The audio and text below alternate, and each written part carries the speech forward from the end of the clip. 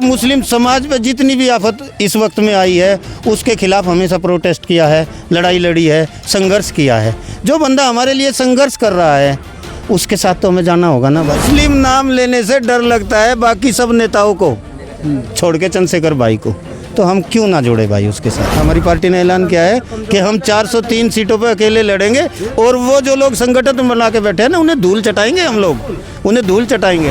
आज़ाद समाज पार्टी का हर कार्यकर्ता पूरी तरह तैयार है और आज़ाद समाज पार्टी का ये भी नहीं पता किसे चुनाव लड़ा दे पार्टी। हम हर चुनाव के लिए तैयार है। अगर पार्टी बोलती है जाओ विधानसभा लड़ो तो कल से ही शुरू है हम लोग। पार्टी बोलती है जिला पंचायत लड़ो तो भी शुरू है, और पार्टी बोलती है कि कुछ नहीं लड़ना तो भी हम राजी है। मेरा नाम सलीम चौधरी है जी, मैं यहाँ से जिला पंचायत सदस्य हूँ और आज़ाद समाज पार्टी का जिला मुस्लिम भाईचारे का जिला अध्यक्ष भी हूँ। किस तरह का ये प्रोग्राम था जो अभी ऑर्गेनाइज किया गया? ये प्रोग्राम सर हमारा जो है पदाधिकारी सम्मेलन था, मुस्लिम भाईचारा कमेटी का पदाधिकारी सम्मेलन था। इसमें कुछ लोग जाट भाईचारे से भी आए थे और कच्छप भाईचारे से भी आए थे। अच्छा, ये भाईचारा शब्द कहाँ से लाए हैं? ये जो है मान लीजिए कमेटियाँ हर समाज को उसका हक देने के लिए हमारी पार्टी ने एक नया फार्मूला ईजाद किया है। हर समाज का एक भाईचारा कमेटी बना दी है और उसमें उनकी आवाज़ को उठाने वाले लोगों को जोड़ दिया है। ये वहीं से शब्द आया है भाई। जैसे चुनाव से पहले बड़े बड़े संवाद होते हैं, सम्मेलन होते हैं, हर बिरादरी को करीब लगाया जाता है, लेकिन जैसे चुनाव हो जाता है तो सबको इग्नोर कर दिया जाता है। समाज के साथ हमेशा यही होता आया है। मुस्लिम समाज के बिना तो कोई भी सरकार बनी नहीं है, चाहे वो प्रदेश में हो चाहे वो दिल्ली में हो। लेकिन हमें हमारा वोट तो लिया गया है, हमें हमारा अधिकार कभी अब तक किसी भी पार्टी ने नहीं दिया है।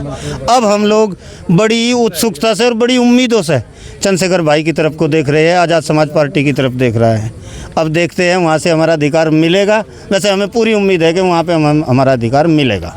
जब तमाम पार्टियां चुनाव लड़ी हैं, हर किसी पार्टी को मौका दिया आप लोगों ने, खासकर मुस्लिम समाज की अगर बात करूं, तो आज़ाद समाज पार्टी पे ऐसे भरोसा कैसे किया जा सकता है?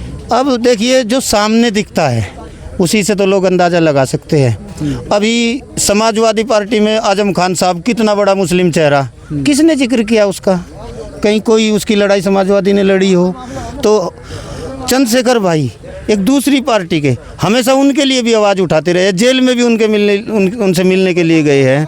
और मुस्लिम समाज पे जितनी भी आफत इस वक्त में आई है उसके खिलाफ हमेशा प्रोटेस्ट किया है, लड़ाई लड़ी है, संघर्ष किया है। जो बंदा हमारे लिए संघर्ष कर रहा है उसके साथ तो हमें जाना होगा ना भाई।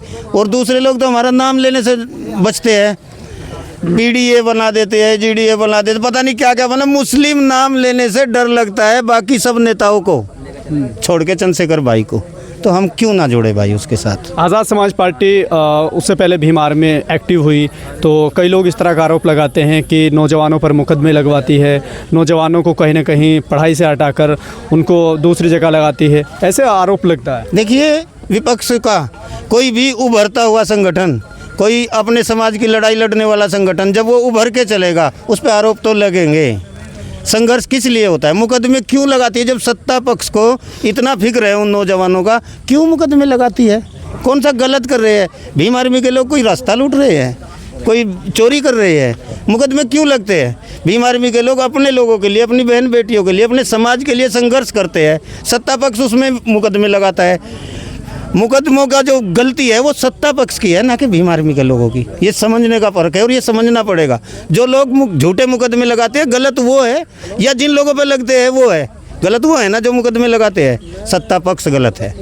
लेकिन अभी जैसे हम 2-3 जगह जाते हैं तो बातचीत होती है ऐसे नॉर्मली, तो कई लोग बड़ा ये भी आरोप लगाते हैं कि SC/ST एक्ट का इस्तेमाल सबसे ज़्यादा मुसलमानों के ऊपर होता है, ऐसा क्यों? देखिए SC/ST एक्ट का इस्तेमाल मुसलमानों के ऊपर नहीं, जो भी जुल्म करता है उसके खिलाफ होता है। ये एक समाज को प्रोटेक्शन देने के लिए धारा बनाई गई है। उसका गलत यूज तो हो ही नहीं सकता, कोर्ट में जाके वो ख़त्म हो जाता है। उसका तो सही यूज होता है। और जो जुल्म करेगा उस पर SC/ST एक्ट लगनी चाहिए, वो किसी भी समाज का हो। हम इसमें इस बात को हम डिसएग्री करते हैं कि खाली मुस्लिमों पे होता है, सब लोगों पे होता है। जो दिक्कत करेगा उसी के साथ होता है। आज़ाद समाज पार्टी को अभी इंडिया गठबंधन की बैठक हुई है, उसमें शामिल नहीं किया गया, कोई नेता वहाँ नहीं पहुँचा है, तो क्या अकेले चुनाव लड़ेंगे और फिर 27 में कैसे जीत पाएंगे? देखिए जब उन्होंने नहीं इनवाइट किया तो कैसे जाते हम लोग? एक उभरती हुई विचारधारा को, एक उभरती हुई पार्टी को सब लोग इग्नोर कर रहे हैं, तो अकेले लड़ेंगे। हमारी पार्टी ने ऐलान किया है कि हम 403 सीटों पे अकेले लड़ेंगे, और वो जो लोग संगठन बना के बैठे हैं ना, उन्हें धूल चटाएंगे हम लोग, उन्हें धूल चटाएंगे हम। अभी भी सबसे ज़्यादा संघर्षशील तो हम हैं, पब्लिक हमारे साथ है। हम क्यों जाएंगे उनके पास? अगर उन्हें ज़रूरत है गठबंधन करनी तो आज़ाद समाज पार्टी के पास आए वे लोग, नहीं तो पता लग जाएगा आने वाले अभी टाइम। जैसे आपकी इस बैठक में कई बातें हुई हैं, सबसे ज़्यादा बातें मनमुटाव को लेकर हुई है। क्या मनमुटाव किस चीज़ को लेकर है? कैसा मनमुटाव चल रहा है? मनमुटाव तो कोई नहीं चल रहा है, मनमुटाव को लेकर नहीं हुई है बात। हुई है जैसे अभी आप बात कर रहे थे, कश्यप भाईचारा, पाल भाईचारा, जाट भाईचारा, प्रजापति भाईचारा, मुस्लिम भाईचारा।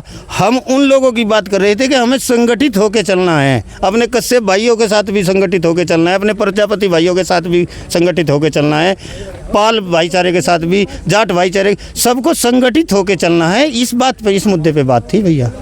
अभी चर्चा हुई जिला अध्यक्ष के नाम को लेकर, तो क्या ये मान लिया जाए कि कोई मुस्लिम जिला अध्यक्ष बनने वाला है पार्टी की तरफ से? देखिए, ये तो पार्टी के उच्च अधिकारियों का निर्णय होगा, इसमें मैं नहीं बता सकता कौन बनने वाला है, कौन नहीं बनने वाला है। लेकिन ये है कि आज़ाद समाज पार्टी भीम आर्मी में जो संघर्ष करता है उसे उसके संघर्ष का फल मिलता है, ये तो मैं बोल सकता हूँ। लेकिन विनय रतन ने बहुत संघर्ष किया है, उनको क्या मिला है वो सब आप देख रहे हैं। विनय रतन जी एक हमारी पार्टी के सीनियर लीडर है और हमारी महबूब नेता है विनय रतन जी, और बड़ा सम्मान उनका है। ये जो भ्रम फैलाया जा रहा है, ये उन दोनों, हमारे दोनों नेताओं ने इसकी घोषणा कर दी है कि ये भ्रम है, और वे हमारे बहुत प्रिय नेता है। और हम सब जितना प्यार चंद्रशेखर भाई से करते हैं उतना ही प्यार विनय रतन भाई से करते हैं। हमारे महबूब लीडर है वे। ऐसा कुछ नहीं है जो आप लोगों को खबर जा रही है, वो झूठ है। अभी आप मौजूदा ज़िला पंचायत है, तो अब चूँकि 27 के विधानसभा चुनाव हो सकता है कि ज़िला पंचायत से पहले हो जाए, तो तैयारी क्या आपकी ज़िला पंचायत की है या फिर विधानसभा की? देखिए, आज़ाद समाज पार्टी का हर कार्यकर्ता पूरी तरह तैयार है, और आज़ाद समाज पार्टी का ये भी नहीं पता किसे चुनाव लड़ा दे पार्टी। हम हर चुनाव के लिए तैयार है। अगर पार्टी बोलती है जाओ विधानसभा लड़ो तो कल से ही शुरू है हम लोग। पार्टी बोलती है जिला पंचायत लड़ो तो भी शुरू है, और पार्टी बोलती है कि कुछ नहीं लड़ना तो भी हम राजी है। और हर कार्यकर्ता इसी तरह है आज़ाद समाज पार्टी का। चलिए, बहुत बहुत शुक्रिया बात करने के लिए। यहाँ कई कार्यकर्ता थे और इसी के साथ में कई ज़िला अध्यक्ष थे, मुस्लिम भाईचारा हो या फिर कश्यप समाज भाईचारा हो, इस तरह के तमाम लोग यहाँ पर मौजूद थे। और जो मनमुटाव था उसको लेकर जो बातें हुई हैं वो सब इन्होंने रखी है कि ऐसा कुछ नहीं है।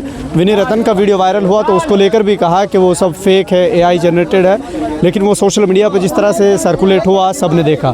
फिलहाल के लिए सिर्फ इतना ही। देखते रहिए भारत लाइव हिंदी।